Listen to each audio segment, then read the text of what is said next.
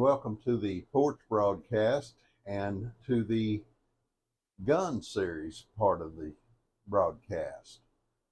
We've been doing porch talks for probably a year and a half or so, and we've implemented some car videos, and now we're doing some gun videos as well, and people seem to be liking the gun videos real well, so we're going to keep doing those and see how they come out.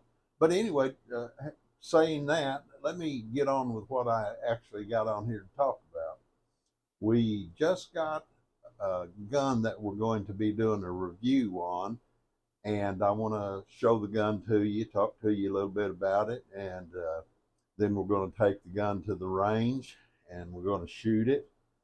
And once we shoot it, we're going to come back to the office here and we're going to give our closing thoughts, talk about what we find with it, good and bad. Nobody's supplying this gun for us. We bought it ourselves. This review will be an honest review. It'll be what it is, okay? All right, let me show this thing to you. I'm a little bit excited about it. There it is right there, guys. That's a little 995 High Point carbine, and you see them all the time. They've sold no telling how many of these things. But anyway, let me talk to you a little bit about why I bought this gun. It wasn't just to do a review, okay? I bought this gun because I wanted a truck gun that was a little more budget friendly. I was carrying an AR in my truck, and it was a custom AR, so it was a fairly expensive gun.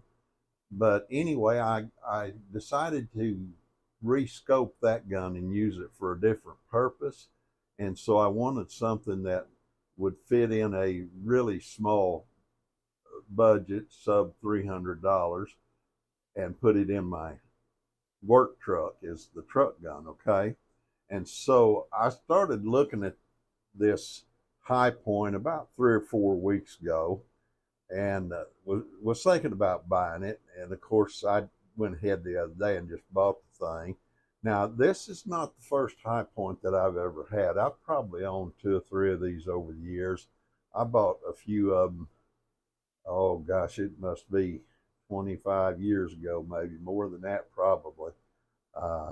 Now, one of them I bought, I think, was probably more in line about 15 or 20 years ago. But having said that, I've never kept them very long. I shoot them, and I've really, if memory serves me correctly, I've never really had any trouble with these guns. They seem to be pretty reliable straight out of the box. Now, some people, I think, say that they're not, but I'm just going by my experience. But we'll take this to the range, and we're going to go through probably at least 50 rounds, maybe 100, and we're going to see what it does. But anyway, I wanted it for a truck gun. There's a few reasons why. First and foremost is putting a gun in my truck that I don't have a lot of money tied up in. Now, when I'm purposely not calling this a cheap gun, because it's an inexpensive gun, and the reason I term it that way is when you use the word cheap, a lot of times people think, well, it's just not a good gun. That's not been my experience with these. Now, when I take it out on the range, I may come back and say something totally different, but right now that's not been my experience with them. So we're going to take it out on the range, and there's 2 things we want to accomplish when we take it out there. We want to accomplish trying the gun out so that we can do an honest review on it. But also, I shot it the other day when I got home with it. I shot it 9 times. I've got a little range out here behind my shop. I don't shoot a lot out here because I have neighbors. Though it's legal for me to shoot out of respect to neighbors, I don't shoot a whole lot out here. I'll go to a public range and do the shooting. But having said that, the second reason that we're taking it out and going to shoot it is this. It's shooting about 6 inches high and about 2 inches to the left. And so I want to get it on a bench rest and I want to dial in these iron sights on it. Now, I may or may not keep the iron sights on it. I've stuck an optic on it earlier today just to look at it, and I'm not so sure I want an optic on my truck gun. Now, here's the reason why. And again, I'm not so sure. We're still thinking on that. Is when you pull it out to use it, it's probably going to be in a heated situation. You got to flip the caps up on the optic, turn the optic on, and then you have to use it. And I don't use an optic much and never have. So an optic for me is going to be a little bit more cumbersome. I believe that I can overcome that with some practice and a few other things that I would need to think about. But it's so easy for me to grab this gun out of the truck, go to the iron sights, get it on target, and use the gun for what I need to use it for. Now, let me show you the sights on it. Most people have already seen them, but hopefully you can see that. Whoop, about knocked the camera over there. But you can see that peep sight in there.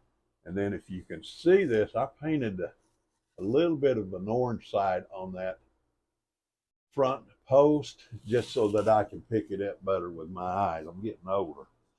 So I'm not going to talk a whole lot right now, but we're going to take this thing out to the range and shoot it. And when we come back, we'll talk a little bit more about it and hope that we can learn some things that'll help you guys.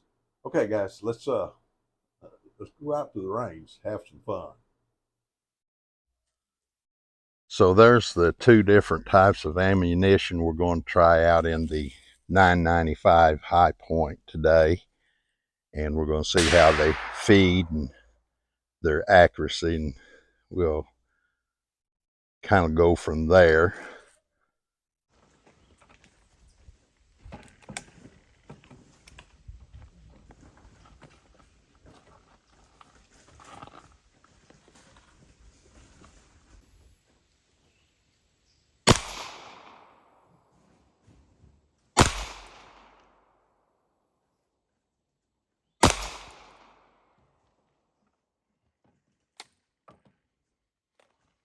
To go back to the office and do a little bit of a summary on the review of this High Point rifle. Just something to close out the range time with. I shot over a box of ammo through it, not because I had to, but because it's fun to shoot. And so we'll talk about all the pros and cons. There are a few cons about it, but there's not that many more pros from my perspective than there will be cons, but we'll touch on those once we get back to the office where it's a little bit cooler.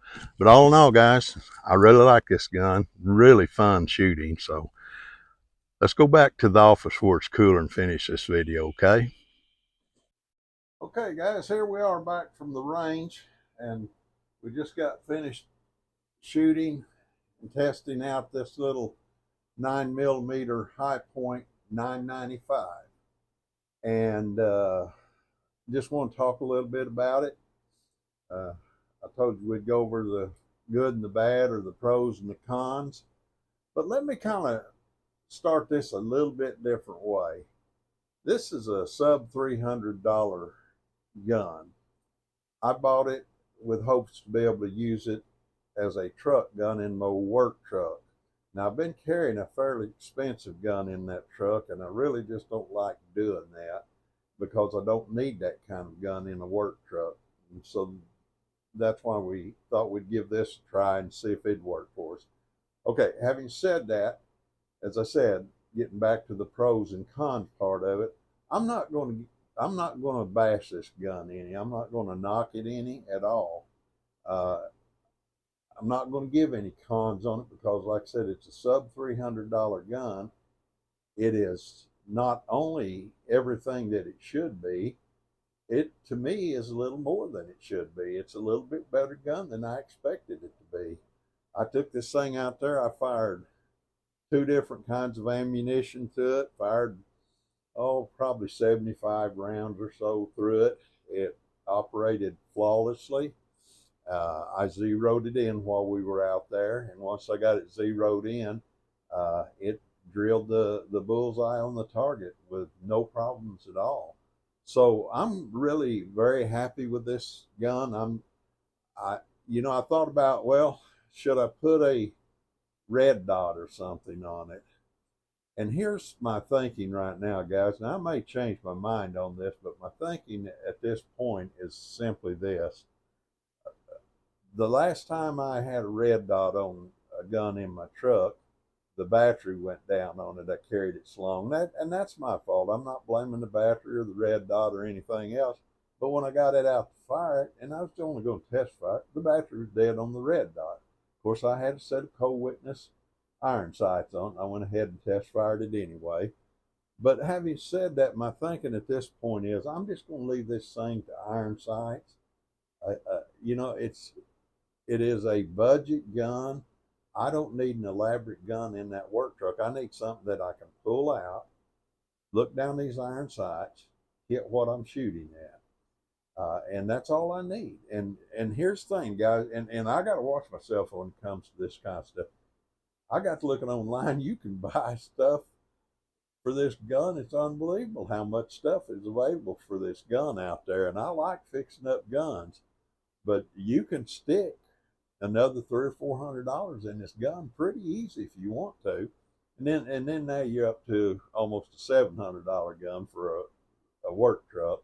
And I'm gonna refrain from doing that, even though I kind of like to build it out anyway for fun.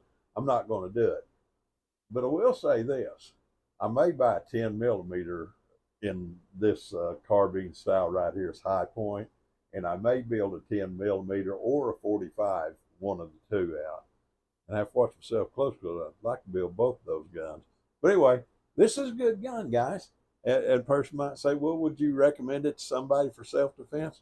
Well, it shoots every time you pull the trigger and it hits where you aim it at.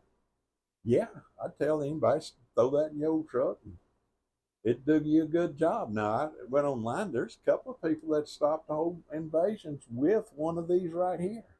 So I trust this gun. I've had guns that I didn't trust, but honestly, I would trust this gun. I'd recommend it to anybody if they don't have a lot of money. This is a good gun to get into.